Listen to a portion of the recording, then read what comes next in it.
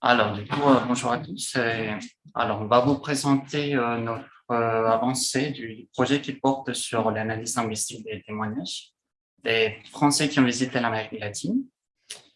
Donc, on va commencer par vous annoncer le plan de notre présentation. Et dans notre exposé, nous allons vous présenter les différentes parties de notre travail. D'abord, une courte introduction sur notre corpus, et afin de vous expliquer comment il est composé. Une deuxième partie dédiée à la partie orale, une troisième partie dédiée à la partie écrite, et enfin les inconvénients rencontrés lors du processus de collecte de données. Voilà. Et voici une petite carte mentale pour vous montrer comment est-ce qu'on a organisé notre corpus. Une partie orale qui porte sur des entretiens semi-directifs, nous en tant qu'enquêteurs, et les locuteurs natifs en tant que participants, aux personnes interviewées. Et de l'autre côté, une partie écrite qui porte sur la recherche des blogs sur Internet, des blogs de voyage, en l'occurrence. Et maintenant, je vais vous présenter la partie orale. Donc, une fois qu'on avait décidé de mener des entretiens pour notre corpus oral, on a tracé un processus, on a défini différentes étapes à suivre afin de constituer notre corpus. Et la première étape, c'était la constitution d'un questionnaire. On avait défini 21 questions, dont le but, c'était d'abord connaître le contexte du voyage, mais surtout collecter des témoignages sur différents aspects. Et par exemple, au niveau de la communication et de l'adaptation, du transport en commun, etc. Après, on a la deuxième étape, c'était la recherche des participants pour les entretiens. Comme Andrés a dit tout à l'heure, c'était des locuteurs natifs. Et après, on a décidé de faire un pilotage de l'entretien. On a testé les questionnaires et la façon de mener les entretiens afin d'améliorer les points qu'on avait besoin de modifier. Ensuite, on a fait signer les consentements par chaque participant. C'est le formulaire de consentement que vous tous connaissez, mais qui est adapté à notre besoin de recherche. Et ensuite, on a mené à bien les entretiens pour enfin faire les transcriptions avec les codes de transcription sur le logiciel Elan. Et alors maintenant, on va vous montrer comment on a organisé nos codes de transcription. Dans son premier temps, ce qui concerne les acteurs, donc LN pour locuteur natif, et un numéro, ça dépend de la personne. Ça se fait par ordre de parution. ENQ pour nous, en tant qu'enquêteurs, et on a dû anonymiser le locuteur natif. S'il prononce son prénom, à un moment donné, il prononce un de nos prénoms, ça doit être aussi anonymisé, ou une tierce personne qu'on décide de mettre entre crochets, personne ref. Et on a défini aussi un codage pour les différents phénomènes rencontrés lors des entretiens. Et on a repris quelques codes utilisés l'année dernière lors de notre travail du corpus.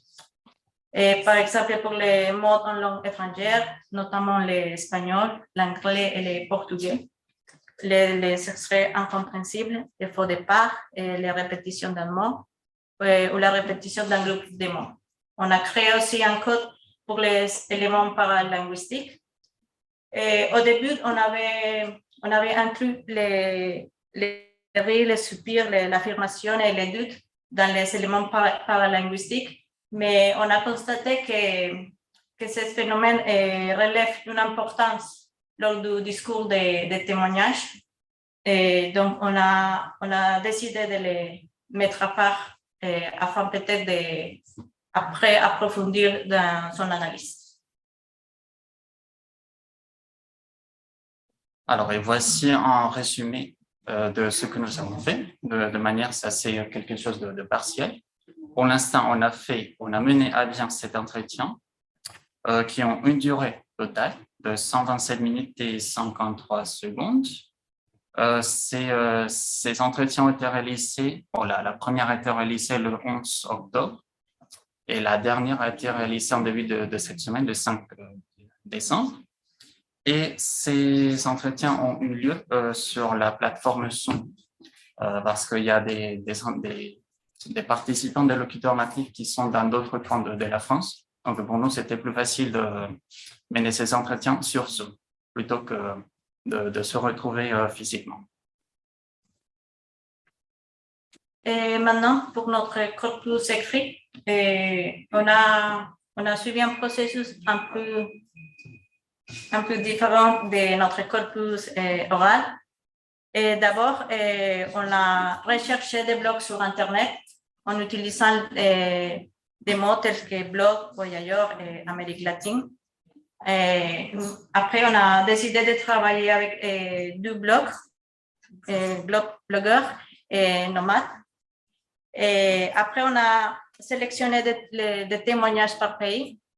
On a sélectionné des articles qui nous apportaient des témoignages, parce qu'il y avait aussi des articles qui donnaient des avis ou des conseils sur une destination ou un endroit, mais on cherchait surtout des témoignages. Après, on a collecté les informations essentielles, parce que comme vous allez voir ici, ça c'est l'un des blocs de notre corpus. Et ça c'est un article sur la Colombie. Il y a des textes, mais il y a aussi beaucoup d'images. Donc, on a gardé les textes et on a supprimé les images. Et parce que le but après, c'est d'analyser les textes.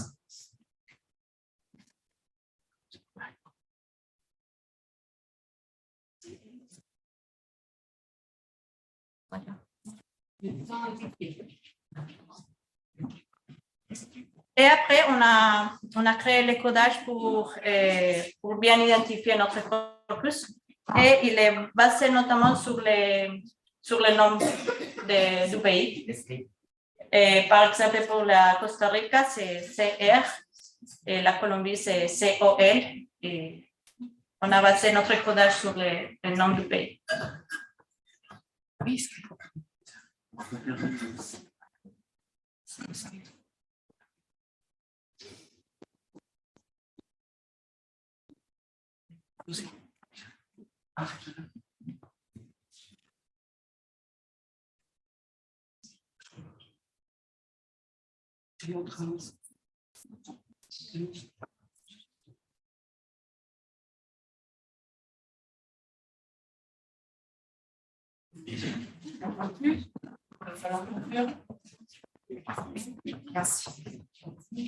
Voilà, et enfin, les difficultés qu'on a rencontrées, dans un premier temps, choisir entre témoignages, plaintes ou conseils, et de limiter le sujet en ce qui concerne les pays visités par les personnes. On ne se limite pas à l'Amérique hispanique, on va inclure toute l'Amérique latine, y compris le Brésil, qui est la partie portugaise.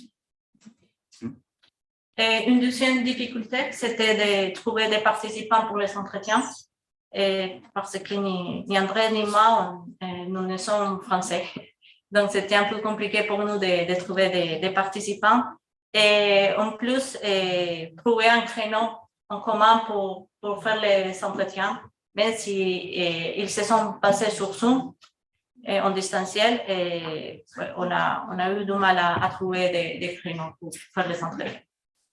Bon, troisième difficulté, c'était pallier à difficultés techniques, le son et la connexion Internet qui était parfois saccadée. Et une dernière difficulté, c'était définir un codage approprié pour les transcriptions. Comme on avait dit tout à l'heure, on a dû changer et modifier notre code de transcription plusieurs fois afin d'inclure certains éléments qu'on a considérés importants. Merci beaucoup. Voilà. Merci pour votre écoute.